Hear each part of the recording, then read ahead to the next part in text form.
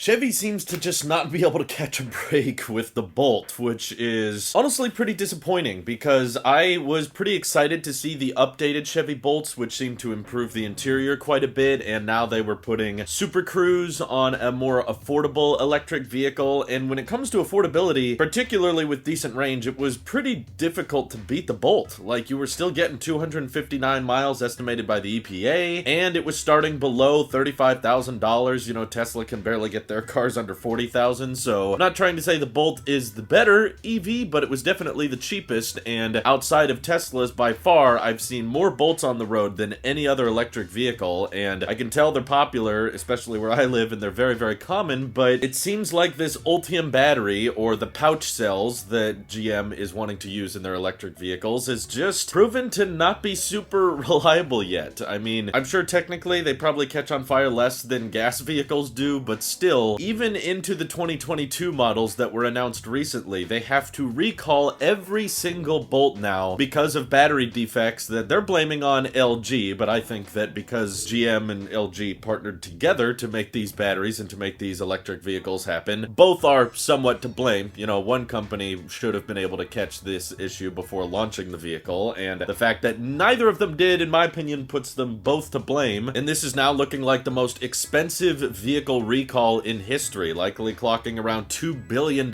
for General Motors, and I have to imagine that with a $31,000 starting price, these vehicles probably did not have much profit margins anyway, if any at all, and now knowing that every single Bolt has to be recalled and swapped out with a new battery pack, which is, you know, the most expensive part of any electric vehicle, GM is going to be in the red on every single one of these Bolts, which means not a very profitable sector for them, which is overall bad news, and the only bright side of this is that there might be a few people who bought a Bolt between 2017 and 2019 who get their battery packs replaced and might end up seeing an 8% range boost. Originally, the range was around 230 miles, and with this upgraded battery pack and the new cells, which is hopefully more ironed out and free of defects, customers could be looking at around 250 miles of range, so it doesn't cost anything to them, and the EV has less degradation overall. That's likely the only bright side out of this, and I know that it's probably going to be natural for a lot of Tesla fanboys to kind of point and laugh and say, haha, GM can't build an EV, they're a joke, don't buy a Bolt. But honestly, this is not a good thing, I think, for Tesla or any EV maker out there, and I really think it's a problem GM should get to the bottom of as quickly as possible, because you do not want to be making EVs for this long and still having to recall them, because this type of news gets out there, and it's the kind of FUD that is pushed around by major media outlets suggesting that electric vehicles are dangerous, and that means we should really be careful before we start considering switching to any type of electric vehicle, because people are just going to hear about Bolt catches on fire, Bolt catches on fire, and people are just going to associate EVs with starting fires and being dangerous, which is overall a bad thing for the transition. Yes, I'm a big Tesla fan too, and I would definitely buy any Tesla before I bought any Bolt, or honestly any electric vehicle made by GM, just because the interior seems far more dated, the software doesn't seem as modern, and of course the charging speed of the Bolt is substantially lower than that of Tesla's. But either way, I can see how the message about EVs can easily be distorted by companies mass producing bad ones that are not reliable, and for those reasons, I do not point and laugh at the Chevy Bolt situation. I don't think that's a haha GM you suck, we should all buy Teslas now, because this could potentially scare a lot of people away from getting into EVs. And honestly, we need more companies making electric vehicles because Tesla is not going to be able to do it all by themselves. And I'm glad that GM has a lot of electric vehicles in their pipeline, and as bizarre as a tactic it is to kind of revive the Hummer pickup with an electric option and give it 200 kilowatt hour battery packs, I do still admit that's better than what a lot of other legacy automakers are doing, which is kind of nothing right now, whether it's messing around with fuel cells still or trying to be convinced that hybrids are probably the future and a full electric vehicle can't really replace what we need. I think the overall intention is good, and honestly, I would love to test drive one of the newer Chevy Bolts sometime soon. I think that might make for a fun video, and I know that overall more people are going to prefer Teslas, and Tesla of course is dominating the US market share, but I definitely see a ton of Bolts where I live, and I think that if there's this many people buying into them, the price, the value there must be good, and a lot of people seem to like them, so I'm sad to hear that they're having so many quality control issues that can result in potentially dangerous scenarios, and GM having to tell people not to charge their Bolt in nearby houses and stuff. That's just bad press for GM GM, but more importantly, it's bad press for electric vehicles. So this does worry me. I hope they can get to the bottom of it, and I hope that they can find a way to make pouch cells work more reliably for them, or better yet, maybe just move away from pouch cells and go more cylindrical with your batteries, because that seems to have proven to be, you know, safer and less dangerous. And this is another big reason I'm a huge fan of lithium iron phosphate batteries, because they're far less combustible and far less likely to catch on fire. And I do think our future is going to involve a ton of EVs that rock iron phosphate. So the more we can get those in our cars, I'd say the better for EV's brand reputation as a whole. Feel free to let me know how you guys feel about how GM is handling the situation. Do you think it's salvageable? And thank you all for watching. Hope you have an excellent rest of your day.